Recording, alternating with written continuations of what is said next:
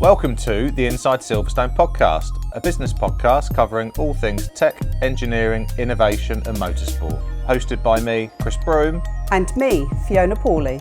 This is a series of unscripted conversations with leading business owners and high-tech talent, talking about their experiences within the Silverstone and motorsport business communities. Welcome to this episode of Inside Silverstone.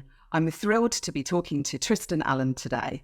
Tristan is from Room 44. He's a product strategy consultant, but also he is a partner and operator owner of something called Fully Charged Silverstone, and we'll get into that later. But first of all, welcome to Inside Silverstone, Tristan. How are you doing today? I'm very well, thank you. Nice to be here. Good, lovely to see you. So let's get straight into it. Tell us about Room 44 and what it does and how you created it. Okay, so Room 44 was launched in 2014. We're a small agency who spend our time reading emerging trends from various marketplaces and then bringing that information back to clients and helping them develop innovation strategies so that they can develop, evolve, create, make new product services to meet a need that may not be quite in the market yet, but when the market is ready for it, they've got the product ready to go. And there's a little bit of future gazing in there. I don't like the word futurology, but that's kind of what it is. And there are lots of big things going on in the world today, and companies, large and small, struggle to make sense of how that could affect them for better or for worse. And what we try and do is to find a way of helping companies to exploit the opportunity as well as be ready for the downswing if that were to come as well. Yeah, amazing. I mean, it really, for me, it really has, and this is dating me, a little bit of a Mystic Meg connotation. Oh yeah, can't do that voice, I'm sorry. You know, what a valuable kind of insight to be able to gather all of that data, look at those emerging trends and predict what is coming down the track, how is that going to impact our business, and like you say, what is the best way that we can make the most opportunity out of this.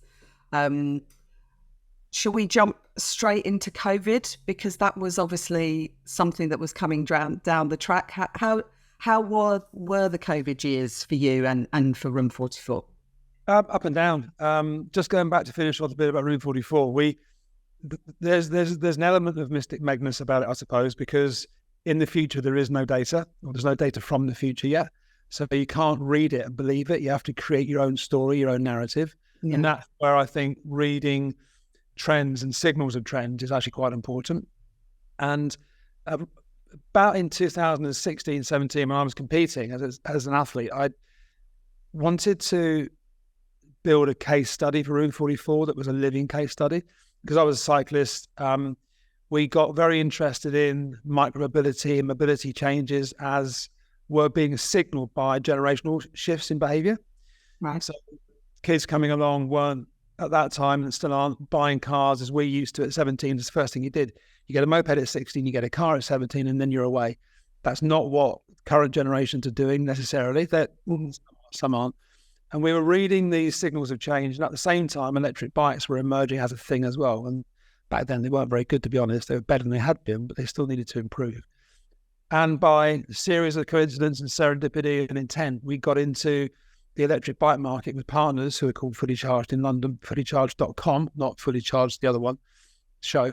And here we are, we're in Silverstone. I was already based in the Innovation Centre with Room 44. It seemed sensible to stay here. We're not full retail, so we don't need a shop front. And 4 years later, after COVID, things have leveled out a bit. But during COVID, we opened up exactly a month before lockdown 1 was announced to the day. And we thought it had ended, all that money going out the door in rent and rates and stuff. And then about 3 or 4 months in, people got the idea they could go to places if they had a reason to go. And we were on the exceptions list. We could open because we were involved in travel. And then things just took off. And the first year for us was our best ever to this point anyway. Since then, the market's plateaued a bit and there's lots of overproduction, as in, manufacturers make all kinds of stuff too readily when their sales targets suggest they should, but really the signals suggest they shouldn't. So there's a bit of market realignment going on just now, but we're still very active. We assemble, service, maintain, and sell a range of bikes, electric bikes exclusively, that are higher end maybe. They're not all massively expensive, but they can be. And we also focus quite strongly on electric cargo bikes. So tell us what you mean by cargo. Oh, so there's a cargo bike there. That's just one example. Okay, for our listeners who may not be watching online, there is a lovely picture behind Tristan with a woman on a bike, and it has a platform, I would say, in front of it, so that you can ferry around whatever you might need for your business or your family. So bikes, as utility vehicle, bikes have been, traditionally we think of a bike as being a poor man's way of getting around, and it carries one person in this country. In other countries, different context. Mm-hmm. And in the UK, infrastructures are changing and behaviours are shifting, and people don't necessarily want the cost and expense of a car on their driveway or more than one car. Cities are becoming more and more difficult to navigate with four wheels. Bus gates and more expensive. Botley Road roadworks, just to date this program, it makes getting around Oxford terrible. We've got quite a strong side of our business involved in putting people onto bikes that can carry more than one person, and that up to four people. And that sounds a bit odd, but you can put 3 kids in the front of a bike like that if it's big enough, with a rain cover, take them to school, and suddenly you haven't got to worry about the school gate crush of cars and the on the curbs and all that stuff. Then you have long tail bikes that do a similar job, but in a slightly different fashion. So you can carry things, you can carry stuff. You can carry things, or you can carry people. And sitting at Silverstone at the moment, there's not necessarily a concept that's been readily adopted, but we're working on it. But outside of here, because we're very centrally located in the country, we service an area, Nottingham, Leicester, Derby, Worcestershire, South Wales. We bring people to Silverstone to see these things, and I think that's a benefit for Silverstone as well, actually. So there's mutual benefit for us being here. And like you say, you've been there as Room 44 for a while now, and being a part of Silverstone Park and working with that community there. Who are the different types of people that you're bringing in? Because Silverstone is a brand in its own right. That's why Silverstone Park took the opportunity, let's say, to develop right next door to the circuit or around the circuit. But there is a certain expectation that brand is, fast cars, Formula One, motorsport, that kind of thing. So what's different about Fully Charged Silverstone compared to that sort of perception brand, maybe? The products that we sell are finished products. Around the park, there's a lot of technological development going on for stuff that's going to happen, or bits of things being made for other complete products that are made somewhere else. We sell a finished product, so the solution is complete. The technology that we've got on bikes now, and we don't make bikes, we market other people's brands. The technology has evolved. Even in the short 3, coming up to 4 years that we've been in this room, Bosch, who are probably the best known and best brand, electrical component brand for electric bikes at the moment, they've released 3 significant product updates in the last 3.5 years. So technology is moving on a pace. Now we bring people to the park who are looking for a solution, and I think Silverstone, the cachet of the name Silverstone has a element of rarefied exclusivity about it because it's associated with Formula One and motor racing. Not everybody's interested. The people that are interested think Formula One's quite exclusive still. And I think Silverstone may suffer a little bit from the consumer market in that regard. There's not that much to come here for if you're a consumer market and you're not coming to the track or the hotel maybe. The museum. So I was just going to mention that actually, because the consumers that we bring in, business, institutional and consumers, B2C, come from, as I said, quite a long way away, all points east over to the Suffolk coast, all points west over to the Welsh coast and north as far as we've sold to Aberdeen and Inverness. So, we have quite a large catchment area because we're the most northerly outlet for Fully Charged. And I don't think those people would come here otherwise. Now, when they're here, of course, they ride around the car parks, maybe on a bike, and they go to the museum. If they brought a bike here for a service, they go into the cafe at the museum, maybe go into the museum itself. And I think that's exposing an audience to Silverstone that would otherwise never arrive here. And when they get here, of course, they realise that it's become much more than what they perceive it to be. It's just a gate and a track. Yeah, absolutely. And I think, having that sort of much more broader consumer community experiencing what I think potentially the people inside the community know to be a great place to be, an innovative place, an exciting place. I've talked a lot with some of the other Silverstone Park employers, and they're struggling to find people. And actually, let's talk through what happens in a fully charged Silverstone experience in a moment. But when those people come, they're test driving bikes, or like you say, that you're doing maintenance and that kind of stuff, and they're sort of looking around going, oh my God, there is a whole canvas of opportunity in this space that potentially they wouldn't have popped off the A43 to see, right? Yeah. When Dad brings Junior to our unit on a Saturday morning for a bike service, and they drive past a row of Ferraris or a row of Porsches around the corner, they get very excited by that because they didn't go to that many expensive cars. And they may not stop and ogle, but they do drive past and get wowed by it. And I think, there's Ducati around the corner. They have a row of bikes outside sometimes. So those things become very important. They may not be what those businesses are here for, and they may not be Silverstone like them to be here, but that has a side benefit as well. So there are lots of things going on behind grey doors that people will never see. And I think we open up a little window onto some of the promise that Silverstone offers, just by being a little bit more retail, without being retail. But we'll say the B2C, the B2B audience that we attract is very different to the ones that would come here for the technology development that Silverstone may be known for in association with STC, etc. Yeah. And so let's talk through that kind of journey, if you like. So, people that are curious whether they want to have some micromobility in their own lives, they're looking at ditching that second car, or, looking at a different way to get the kids to school, or, whatever it might be. What happens when they come to Fully Charged Silverstone?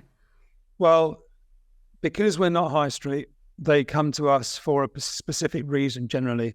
So a family has decided, for example, to, as you say, ditch the second car. Maybe they don't have a car at all, but they've got a family coming and they want to prepare for it. There's the nursery run, the school run, there's the shopping to do, there's a swimming pool, there's a gym, all those things you need to carry stuff to for. They'll start to research solutions that may include car share.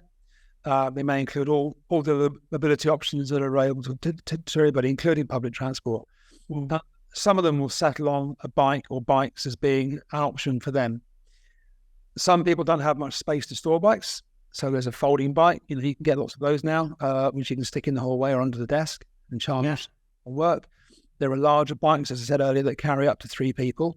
There are even quadra bikes now and trikes. So you can carry almost half a ton on a 3-wheeled bike with a big motor in it. And, that's appealing to a whole different business audience, for example. Construction sites use those a lot. Event space use them a lot. Yeah. Silverstone, in fact, doesn't use it. We'll be able to work on that. So people search for a solution to a problem that they've got. Sometimes they find that we have the answer. And the products that we sell, the brands like Riesenmüller, which is a premium German brand of electric bike, it's a lot of price, its range, plus different solutions for different people. And generally people come here because they've narrowed their search down to a thing or a very few things, and we have most of those here for them to compare side by side. Yeah. So come here, they have a ride around maybe. Not always actually. Sometimes we take bikes to them and they ride around come down the hill outside their house to make sure it can cope. And then they buy or they don't. And there's a whole range of motivations and incentives actually for people adopting this form of micromobility. And what I haven't said actually is some of the things that we've sold as well are, trailers for long bikes, and you have this massive carrying capacity. A bike that can carry 600 liters on the front and then 300 kilograms on the back or 200 kilograms on the back. That's a big unit. And those things are being used now in all kinds of situations. Maybe not every household would have one of those in the garage, but there are people that do. I mean, I think we need to sort of highlight, because I very recently have been converted to e-biking on my holidays, and it was something that was thrust upon me by my dear friend. It's what she wanted to do. And we biked around Slovenia, and recently I biked around Ibiza as well. And I am not a fit or healthy person, but actually I think you're talking about carrying all this weight. When you're on those e-bikes and the experience of being on the e-bikes and the support that the technology gives you, you're not really breaking out into a sweat. Even I, who is not a fit and healthy person, can start enjoying the ride rather than dreading how am I going to keep up with this kind of pace. And I think that business application, I've come from an events background and motorsport events and Formula One and all that sort of stuff. If there's a load of stuff that you've got to move around, and I guess the equivalent would be a Bradshaw or a golf buggy that would be used on event, which also would sometimes diesel, sometimes electric, depending. But the business application, I think, is really, really interesting. Can you tell us about some of the businesses, not necessarily specifically, but what they're looking for, or how they're using it? Are they buying it? Are they renting it? What's happening in that space? All of the above. So examples of businesses that have adopted e-bikes for commercial purposes would be construction sites, and possibly in more densely populated areas like London or other conurbations where access to a building site or access to somewhere where work is going on can be limited and restricted. So rather than send a van out when a bloke drops a hammer off the bridge into the river, they'll send a bike out. I say bloke, sorry, person. There's a job for every form of transport. And I don't think, I'm not suggesting for a second that electric bikes are the only answer to every problem. But they form part of the mix in more cases than many people have cottoned on to yet. There's a delivery company in London called Freddy's Flowers. They do home delivery of cut flowers. There are bakers and butchers and delis, and lots of those people survived COVID by home delivering, and bikes took off then. There are charities who do food collection. There's one based in Wolverton near us that's now also in Southwark called Hubbub, Food Connect, I think, and they collect food from supermarkets and redistribute it to people who can't afford food necessarily, in the same way that some of us are lucky enough to be able to. And that's a really useful way of using volunteers who may not be able to drive to pick up food back and bring it back to a distribution centre. I mean, the story goes on. I mean, we've got people, you've seen the guys who do Deliveroo deliveries. We don't sell those bikes. There's lots of reasons why we don't get involved in that. But, there's another form of commercial application for e-bikes. And your experience on an e-bike isn't untypical. We get people here who maybe come in with their partner who could be a cyclist, and the other one's decided they want to go out because they've suddenly realised that cycling is all about coffee and cake and not about cycling, actually. It's really about every cycling cafe I've ever seen, and everyone's hanging out having really good coffee as well. None of this complete commercial nonsense, high quality stuff. Yeah, sorry. When you take the effort of a hill away or climbing a hill away, suddenly cycling is much more enjoyable and a much more relaxed affair. If you want to ride a bike to work and get there on time, you put a bit of effort in and you do that. If you want to ride and have a chat with your friends in a country lane, you can do that. If you want the bike to be all of those things and get you to the gym, you don't have to put a lot of effort into riding a bike anymore. You have to pedal on the legally assisted bikes, which we sell, but you don't have to sweat to get to the gym. Yeah, that's the thing. Like I used to, back in the day, Boris bike as well, hurtling myself around London when I was living in London occasionally. I know they're not technically called that, but they were heavy. They were, kind of trying to find a parking space for it was always difficult. And actually, as a woman, I didn't want to be turning up at the office red-faced, kind of thinking I need a shower, I need an extra half an hour to do my hair. Like, all of these things were barriers in my cycling experience. But actually having shifted onto that electric bike experience, you're right, it takes some of the hardship out of it, and you don't have to be busting a gut. But equally, if you're into cycling for your exercise and for your, fitness, it also has that adaptability as well, right? It's as I said two times already, there are lots of reasons for getting into e-biking. People resist it. I had a conversation yesterday with someone who's a dyed-in-the-wool cyclist, would never get on an e-bike, just doesn't see the point. And you talk to his partner and she gets it completely, because he vanishes all day long every weekend, and she wants to go too. And she can't keep up because she hasn't this inherently. So, there are lots of reasons for doing this. I cycle here from Buckingham now. We moved into Buckingham from one of the villages recently, so I didn't have to use a car or a van all the time to get anything. Now we go to the shop and I can cycle here more easily, but it takes me 20 minutes. And I think that's something else. People's attitudes towards getting somewhere are slowly shifting, driven by the behaviours of younger people. Yeah. I go down to the post office in Silverstone Village from the unit that we're in, and it's about 1 kilometre. Everybody that goes to that post office and shop will drive, other than me from here, unless the occasional walker goes down there. But everybody, we have people driving from one side of Silverstone to the other, and it's half a mile in a car multiple times a day. Mm. We have people driving up and down past us with units on the same side of the site in cars multiple times a day. You don't need to do that. You can save burning the dinosaur, take down a bike, and maybe get some fresh air at the same time. It's a habit thing, I think, actually. Yeah. If we can break the habit, and a lot of my behaviours have changed lately at the influence of my 19-year-old student daughter, who's very keen to point out now where I'm going wrong socially and recognising the changes in societal habits and behaviours. And I can see other people are responding to peer pressure from the younger generations as well. And I think, we're all going to die out eventually, and people will drive cars less and less, I think. I think there's an argument also for using electric bikes over electric cars, not for all journeys, but for some shorter journeys perhaps. A car, whatever is powered by, will occupy the same road space. It's got a footprint. You can't make it smaller just because it's got electric under the bonnet, under the floor pan. And bikes do a better job sometimes in congested areas too. You're not going to ride an e-bike from Silverstone to Cornwall very easily. No, you're going to use a car, maybe take the bike with you to do the shorter journey.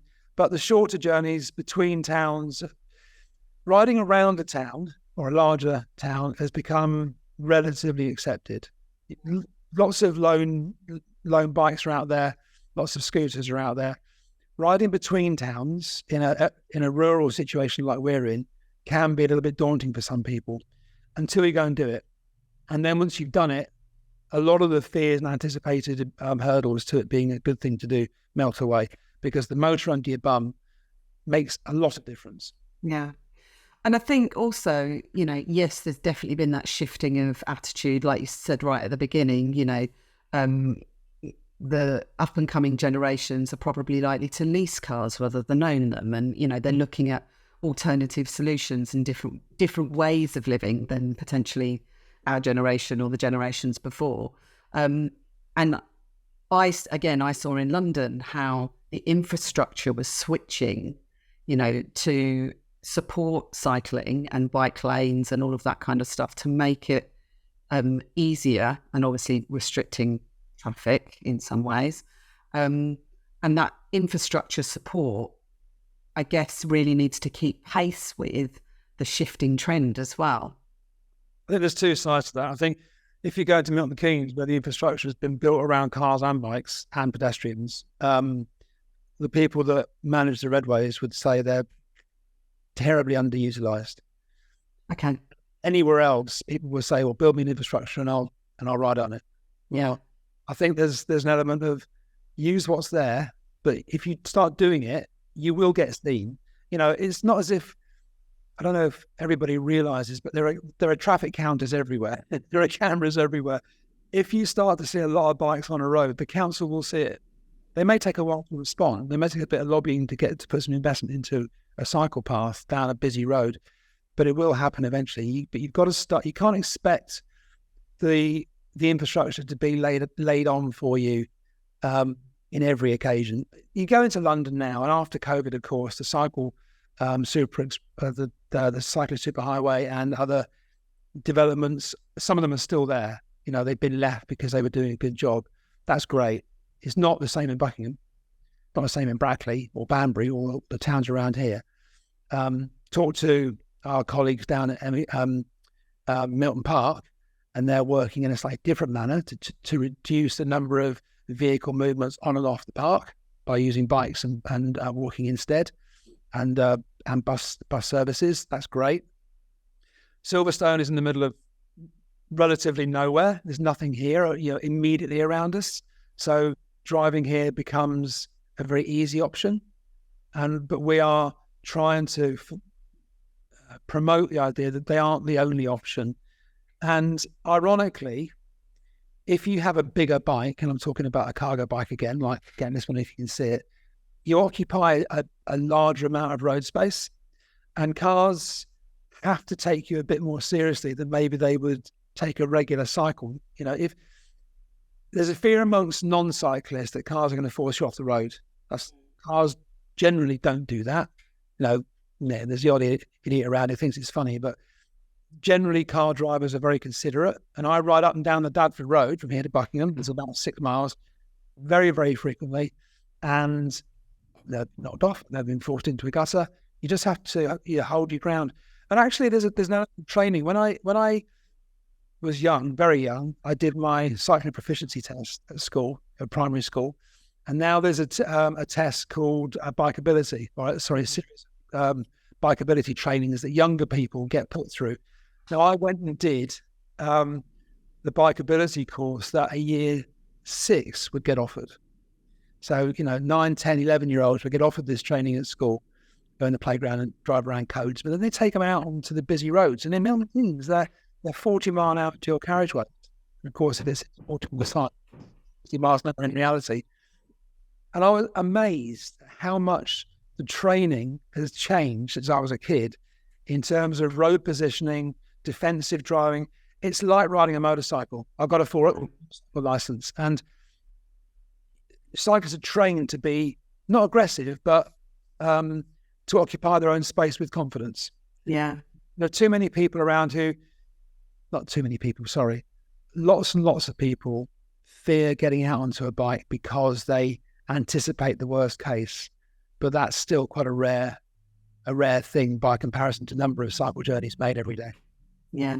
Yeah, I think absolutely, that education, not only for potential cyclists, but I think also for car users, truck users, bus users, to maybe shift their perception that actually the road has, it's equitable, it's for the road users. And like you say, with the cargo bikes, you are taking up much more space. But even the awareness, you see Think Bike, but it's targeted towards motorcyclists rather than cyclists. I have to say though, when I was going to work in the morning and I was a pedestrian on that cycle superhighway in London, it was like the Tour de France. Every morning they were like jostling with each other, and I was like, I don't want to start my morning that way. but go to Amsterdam or Copenhagen or Valencia or lots of other European towns that have been much more bike oriented for a lot longer, and it's that if you look at it from above, it makes no sense at all why those systems work to me. It just looks like a massive movement. But there's a system to it, and people understand it once they've been there for a while. But if you if you step onto a cycle path in Amsterdam and don't look the right way, you will get taken out by someone who doesn't care. They'll take you out. But they'll make their feelings known. Ring that bell. Mate. They ring that bell very loudly. Amazing. Let's go back in time a bit. So we touched lightly on Room 44 and that consultancy piece. How did you get there? How did you start looking at future strategies? How did you start working with organisations? What was that journey? I'm very old, so I've been around a long time, and I started in sales in food. Then I went into non-food, worked through a company which was an Alcoa business, and ended up as a local director for a business unit that belonged to Alcoa in the UK. And just by interest, really, picked up some stripes and ended up as innovation and technical director for that business, and was involved in product improvement. And that meant going to market and seeing, if you only improve a product based on what you know, you tend to mushroom out. And in the parlance of FMCG, you sort of move up and down the aisle. You have a position and you sort of grow left or right of it, because that's what your competitors are doing. And you try and steal their position. And I was more interested in coming up with different reasons why consumers would buy our thing over somebody else's, which meant adding in different value-based features.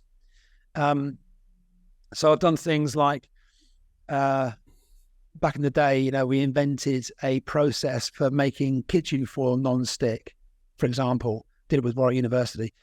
The one that we invented didn't get used, but that product is now out there. So we did the other work stream, which developed a similar solution. And by having that inquiry mind, not suggesting I'm the only person that does this, but the further into the future you look, some people can weave a story out of that. I'm one of those people. And it's a little bit more of a creative discipline than it is scientific. Well, no, it's very much more creative than scientific because there's no data. We see things beginning to happen. And if we can draw lines between them that maybe haven't been seen very readily in the past, suddenly something that's happening in technology may have an application in food, or something that's happened in food may be a way of exploiting that in micromobility. If you transpose that thought from sector to sector, in the new sector where it hasn't been seen before, is innovative. Now, but it's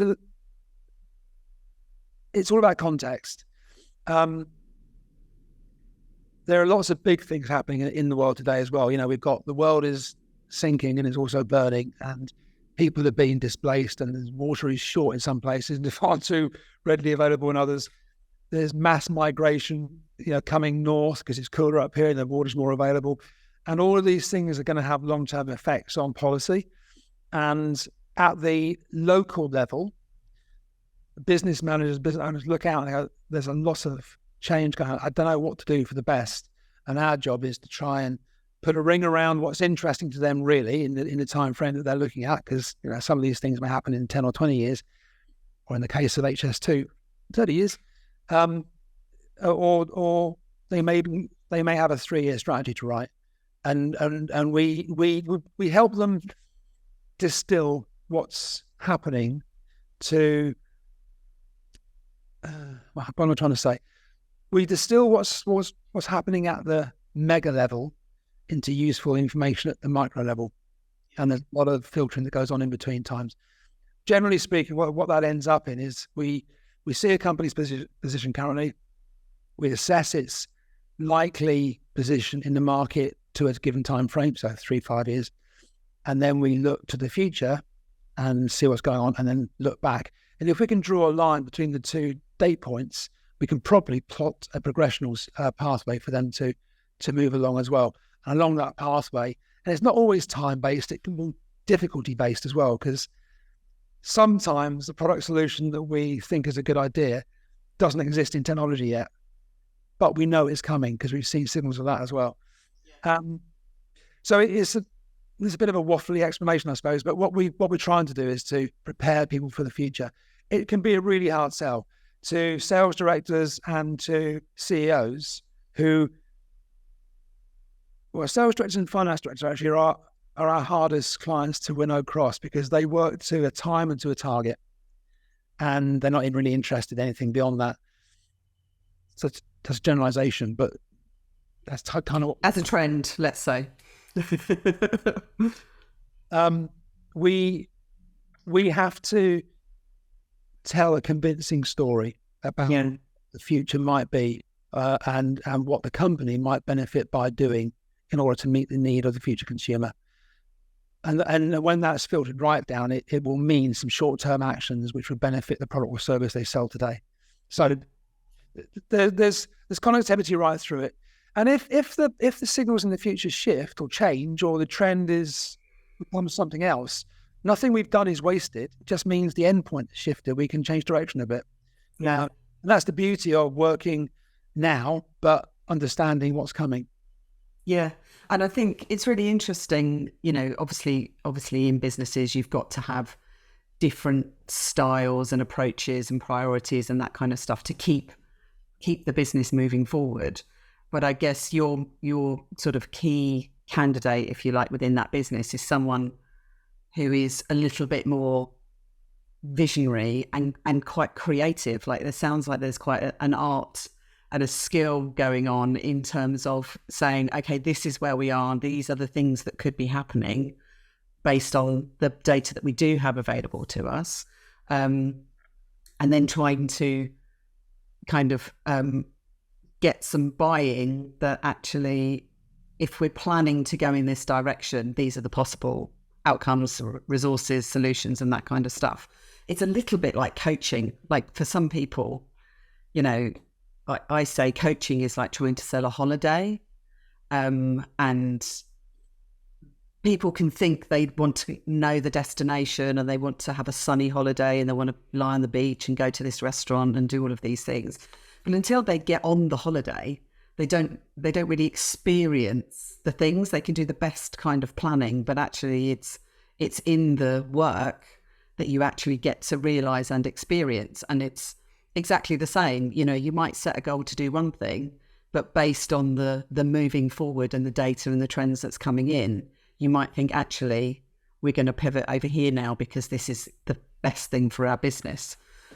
Would you say that businesses, we have lots of kind of SMEs in the technology cluster, and some people are looking at their exit strategy. They've come up with a great idea and they've had great success, and actually they're looking down the line for, useful retirement, potentially. They're earning loads of money.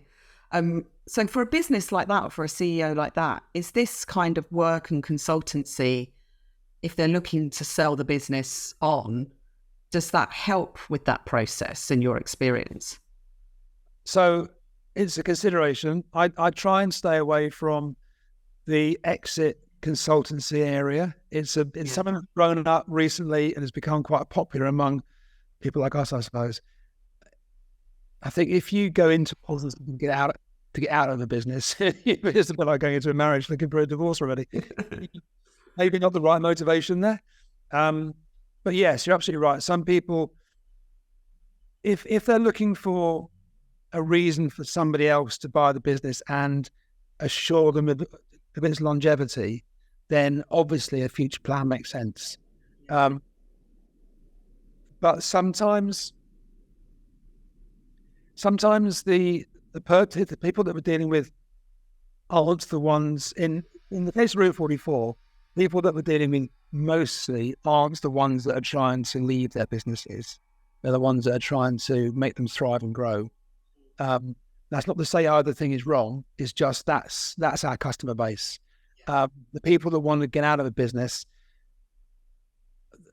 it depends on the terms they want to, they're forced to leave under as well. If you've got an 3-year earn-out clause, you've got to be mindful of what's coming, but it really depends on the individual circumstances. And what we try and focus on is the growth strategy, rather than somebody else's personal agenda. I'm trying to be subtle about that. I've done a very good job, but there are segments in the category, and we're quite keen to work in areas that we feel comfortable in. Yeah. Okay. Good. Yeah, what you said about coaching just now. it's exactly the same as riding an e-bike. And I'm sorry, but cycling is always a great idea. You're sitting at your desk at home in the morning and you want to go to the shop for lunch. Cycling is a great idea right up until the second you have to go and do it. And it's in the doing it that makes the difference. Mm-hmm. And putting a motor under your bum and a battery in the frame makes that experience much less difficult to get up and actually go and do, because it takes away the hill. Yeah. And takes away the wind as well. Amazing.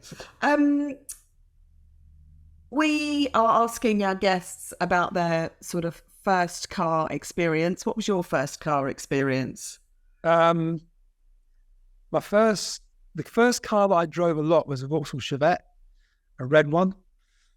That poor car went through hell. Then had to start buying my own cars, and I bought a Vauxhall Victor, which was way after it should have been on the scrap heap. I bought a Maxi, an Austin Maxi, and then eventually I started getting jobs that I could be I actually targeted a job where I could get a car, and I started working for Golden Wonder with a Ford Escort as a rep, and I got through lots of Ford Escorts, but that Ford Escort got me out of Cornwall. The promised land lay beyond Plymouth, and I used it to get away. So was that where you grew up? Yeah. In Cornwall? Yeah. And is that a place that you think you might return? Yeah. I've still got friends there from school, actually, and friends of ours have recently moved down there, and it's a place we spend a bit more time. My daughter's at university in Exeter, so I've got a reason to sort of go past the door now. I still go back. I don't do as much surfing as I used to do. Last time I was on this podcast with Chris, actually, I said I'd like to get into a surfing competition one day. Haven't done that. I do lots of other things instead now. I don't compete in triathlon anymore, but I endurance swim, so I use the sea a lot. And yeah, it's maybe we'll go back. I don't know. It's a bit too early to say. Fair enough. It sounds like you've got a lot to do at Silverstone Park at the moment. So. Yeah. There's a reason to be here, certainly. Good. Well, we're coming to the end of our conversation. Is there anything else that you want to cover, talk about, anything left unsaid? No, I think the business mission that we're here for, being really boring about it, is still, as I said, Fully Charged Silverstone became a living case study for Room 44. The two things are still linked through me. But in the last 3.5, as I've come up to 4 years, we haven't converted enough people on Silverstone to bikes. That's still an ambition of mine, despite all the electric vehicle awareness around here. They haven't seen two wheels as an option for them, and I'd like to think we can make a difference there in the not too distant future. And we are looking at other options as well to grow mobility hubs, which feature electric bikes and electric cargo bikes. I don't know if it'll happen here, but we're certainly looking at doing that as well. And purchase models, like you can buy bikes, obviously, but there's a capital expense involved in that. We rent cargo bikes. You can lease them. There's the business model for bikes is adopting more of an automotive style now. It's insurance is more readily accepting of them as a vehicle. So I think in the next few years, we're going to see lots of change. And the technology that's being built into bikes now is actually quite extraordinary. We're lobbying for safety standards on battery quality, for example. We are. It would be nice to think the government would release the maximum assisted speed limit a bit from 15.5 miles an hour to something nearer 20, which is what you can do in some other countries in the world. It just makes it a bit more usable. Mm-hmm.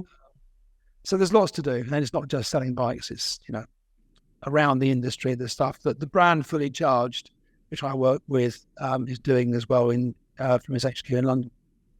Amazing. Well, thanks so much for your time today. It's great to see you as always. And for any of the Silverstone Park neighbours, I'm sure Tristan will welcome you if you knock on the door. And for those... Unit 2225, come and see us, please. Say that again. Unit 2225. Unit 2225. And for the others who might be looking at some sort of mobility for their business or for their family or, just for themselves, if they're a dinky, double income, no kids, then I'm sure... Kids. I'm sure you can book an appointment and go down and see what opportunities there are available for you at Fully Charged Silverstone. So that's it for today. Thank you very much. And Again, see you next time. Cheers. Yes. Bye. Thank you for listening. We hope you enjoyed this episode. If you did, don't forget to like, subscribe, and please give us a 5-star review. The Inside Silverstone podcast is produced by the team at Longhurst. To listen to more episodes, please visit insidesilverstone.co.uk. Please note neither Fiona or Chris work for Silverstone Park, Silverstone Technology Cluster or Silverstone Circuit.